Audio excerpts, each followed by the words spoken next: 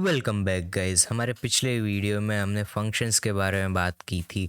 इस वीडियो में हम बात करेंगे कीवर्ड्स के बारे में कि कीवर्ड्स क्या होते हैं पाइथन के अंदर एंड हम इनको किस तरीके से यूज़ कर सकते हैं। तो without wasting your time let's get started. तो सबसे पहले कीवर्ड्स बेसिकली होते क्या है। तो keywords are reserved words in Python, ठीक है। एंड ये एकदम क्विक ट्यूटोरियल होने वाला है, ठीक है। मैं ज़्यादा कोई लंबा आपको ये वीडियो देने नहीं वाला। 3 से 4 मिनट में मैं आपको समझाऊंगा कि कीवर्ड्स होते क्या हैं। तो keywords are reserved words in Python, ठीक है। पाइथन में कुछ रिजर्व्ड वर्ड्स होते हैं, जस्ट लाइक कि अपने डिक्शनरी आप ऑक्सफोर्ड डिक्शनरी देख लो या फिर कोई भी ग्रामर के डिक्शनरी देख लो। कोई भी वर्ड होता है उसका एक पर्टिकुलर टास्क होता है, उसका एक पर्टिकुलर मीनिंग होता है। मान लो आप इस की बात कर रहे हो, आप आर की बात कर रहे हो, तो उसमें एक पर्टिकुलर मीनिंग होता है कि इज़ एक ही चीज़ को प्रोनाउंस करता है एंड आर बहुत सारी चीज़ों को प्रोनाउंस करता है, ठीक है। तो कीवर्ड्स का भी कुछ ऐसा ही है। आप इनको इसी की तरह समझ सकते हो कि कुछ रिजर्व्ड वर्ड्स हैं जो कि अलग अलग रिप्रेजेंट करते हैं टास्क को, ठीक है। And then we have 33 keywords, यानी कि 33 कीवर्ड्स हैं हमारे पास इन पाइथन में। अब ये चेंज भी हो सकते हैं, ठीक है। अभी पाइथन 3 चल रहा है, मान लो कल को पाइथन 4 या 5 आ जाता है, उसमें लिस्ट अलग भी हो सकती है। तो इस तरीके से आपको याद रखना है कि यार 33 है, ठीक है।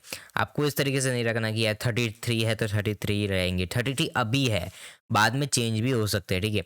Each of them has own role of work और वर्क इन पाइथन, ठीक है।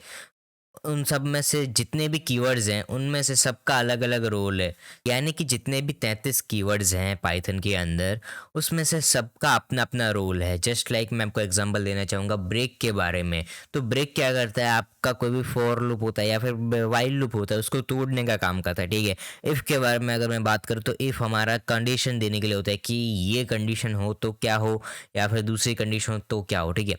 तो इसी तरीके से सबका अलग अलग काम होता है। मैं एग्जांपल्स में आपको दिखाऊंगा सारी चीज़ें किस तरीके से होती है, ठीक है। We can't use them as a variable और क्लास। हम उसे ना तो वेरिएबल बना सकते हैं, ऐसा तो हो नहीं सकता कि आप इफ लिख के 33 लिख दो, ठीक है। आप करके देखना अपनी आईडी में एंड आपको अगर एरर आता है तो मुझे कमेंट में ज़रूर बताना कि हाँ मुझे एरर आया है, मेरा यूज़ नहीं हो पाया। तो हम इसको यूज़ नहीं कर सकते एंड ये सही तरीका भी नहीं है, ठीक है, वेरिएबल को क्रिएट करने का। वेरिएबल के रूल में मैं आगे आपको बताऊंगा कि वेरिएबल्स के रूल्स क्या होते हैं, ठीक है। देन अभी थोड़े से एग्जांपल के बारे में देख लेते हैं, बिकॉज जब तक हम एग्जांपल के बारे में नहीं देखेंगे हमें समझ में नहीं आएगा। तो स्टार्ट करते हैं डेफ कीवर्ड से। हमने पिछले वीडियो में डेफ के बारे में बहुत बात की थी, हमने फंक्शंस को देखा था। तो डेफ से ही स्टार्ट करते हैं। तो इधर मैंने क्या लिखा है, मैंने इधर सबसे पहले डेफ लिखा है, ठीक है। देन ये जो है ये फंक्शन का नाम है, इधर मैं इनपुट करवा रहा हूँ वैल्यूज़। ये सारी चीज़ें आपको पता ही होगी, ठीक है। रिटर्न एक कीवर्ड है ऑल्सो, ये क्या करता है, वैल्यू रिटर्न करने के काम में आता है। तो इस पीस ऑफ कोड में ये 3 लाइन का कोड है, ठीक है। ये 3 लाइन का कोड है, इसके अंदर मैंने 2 कीवर्ड्स का यूज़ किया है, एक डेफ का यूज़ किया है एंड रिटर्न का यूज़ किया है। तो ये दोनों के दोनों कीवर्ड्स हैं। अब दोनों का अलग अलग रोल है, ठीक है। डेफ का रोल क्या है, ये फंक्शन क्रिएशन के काम में आता है एंड ये जो रिटर्न है ये वैल्यूज रिटर्न करने में काम में आता है। तो जैसा कि मैंने बताया कि each of them has own role, इसका मतलब यही है कि सबका अलग अलग रोल है। जैसे कि डेफ का रोल ये है कि फंक्शन क्रिएट करने में काम में आएगा एंड रिटर्न का रोल ये है कि वो वैल्यू को रिटर्न करेगा। तो कुछ इसी तरीके से है। अभी आगे एक और एग्जांपल देखते हैं हम। अब हमने for loop and while loop के बारे में देखा एंड ये एकदम बेस्ट एग्जांपल है मेरे ख्याल से आपको बताने के लिए कि कितने कीवर्ड्स होते हैं। अब मैंने देखो इस ब्लॉक ऑफ कोड में मैंने बहुत सारे कीवर्ड्स का यूज़ किया है। किस तरीके से, मैंने फॉर का यूज़ किया है, मैंने इन का यूज़ किया है, मैंने रेंज का यूज़ किया है, ठीक है। मैंने इफ़ का यूज़ किया है, पास का यूज़ किया है, ऑल्सो ब्रेक एंड कंटिन्यू का तो यूज़ किया ही है बट वो कमेंट आउट हो चुके हैं। बट इनको भी हम कीवर्ड एज अ कीवर्ड लेंगे, ठीक है। एंड बस इतने कीवर्ड्स मैंने यूज़ किए हैं। तो फॉर बेसिकली क्या है, फॉर अगर आपको कोई पूछे कि फॉर हम क्यों यूज़ करते हैं, तो आपको पता है कि यार फॉर से फॉर लूप क्रिएट कर सकते हैं हम फॉर कीवर्ड का यूज़ करते हैं, ठीक है। अगर हमें फॉर लूप क्रिएट करना हो तो हमें फॉर ये चीज़ लिखनी पड़ेगी, ये वर्ड लिखना पड़ेगा, तभी हम ये फॉर लूप क्रिएट कर पाएंगे। इनका क्या मतलब होता है, इन बेसिकली देखो, इन आपका जो इंग्लिश में जो इन आता है बेसिकली वही इन इधर है, ठीक है। जी मैं आपको एक स्टेटमेंट में दिखाता हूँ, फॉर आई इन रेंज, ठीक है। इसका मतलब क्या हुआ, इसका मतलब ये हुआ कि जो रेंज नाम की मेरी लिस्ट है, ये जो मेरी लिस्ट है, आई में इसकी सारी वैल्यूज को डाल दो, ठीक है। बेसिकली मतलब यही है इसका। देन क्या मैंने इधर 50 लिखा है एंड ये सॉन ये सारा कोड तो आपको पता है किस तरीके से वर्क करेगा। देन इसके बाद मैंने इफ़ का यूज़ किया है, इफ़ भी हमारा एक कीवर्ड है।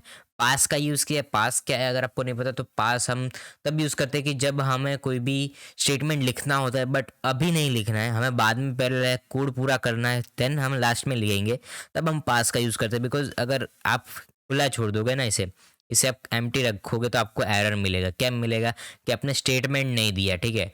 आपको इफ़ के बाद कोई भी स्टेटमेंट देना ज़रूरी है एंड अगर आप नहीं देते हो तो आपको पास देना ज़रूरी है, ठीक है। तो ये हो गई फॉर की बात। अब बात करते हैं वाइल के बारे में कि यार वाइल में क्या है। सो वाइल में भी सेम टू सेम वैसे ये वाइल लिखोगे तभी वाइल लूप क्रिएट होगा। ऐसा तो नहीं है कि यार for and I greater than 3 या फिर आई लेस देन 3 लिखने से वाइल लूप क्रिएट हो जाएगा, ऐसा नहीं होता है।